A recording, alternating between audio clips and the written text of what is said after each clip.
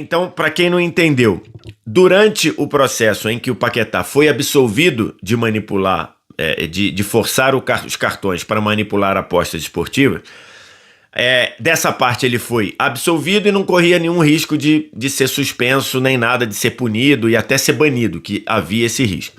Mas, ao longo do processo,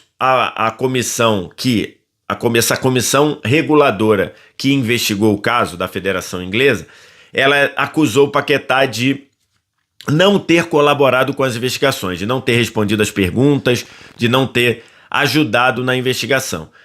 O Paquetá sempre negou também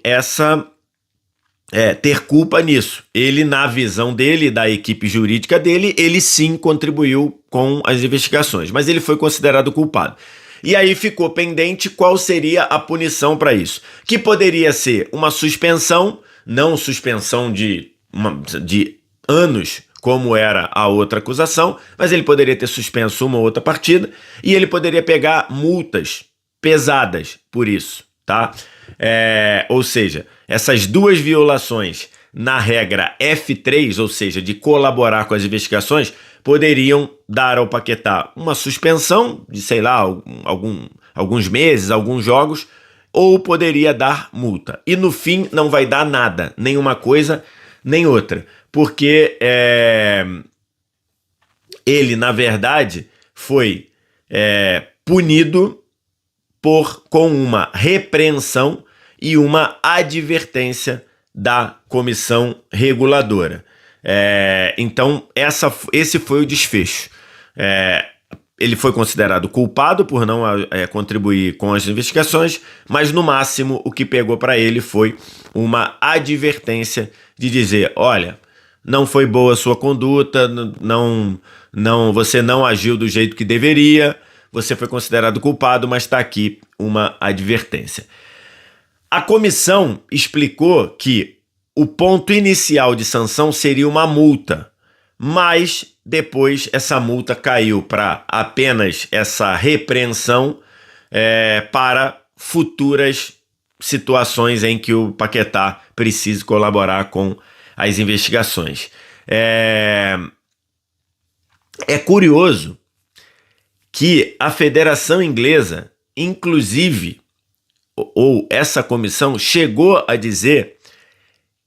reconhecer que essa decisão também foi, por quê? Porque o Paquetá teve prejuízo com todo esse processo.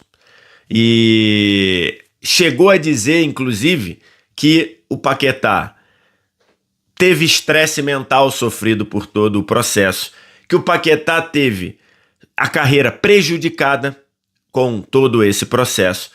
Chegou a citar que ele teve frustrada uma transferência para o Manchester City, e que era algo sabido por todos. Ele seria vendido para o Manchester City na casa de 80 milhões de libras, e que tudo isso foi prejudicial, e no fim o jogador foi absolvido, porque já falamos disso no vídeo aqui. A Federação Inglesa foi incompetente em comprovar que o Paquetá tinha feito o que a Federação Inglesa estava acusando. Então, olha que situação, né? A comissão reguladora que apurou o caso, ela decidiu nem dar suspensão, nem dar uma multa para o Lucas Paquetá por ter se recusado, no entendimento da comissão, por ter se recusado a colaborar com as investigações, porque, segundo a própria comissão reguladora, a partir do momento que o Paquetá foi absolvido, todo esse processo foi muito prejudicial para o Paquetá, porque ele teve estresse mental, teve prejuízo para a carreira dele, não teve a transferência para o Manchester City concretizada. Então, por isso que a comissão reguladora preferiu nem dar a multa, que seria a sanção prevista para o Lucas Paquetá por não ter colaborado com as investigações.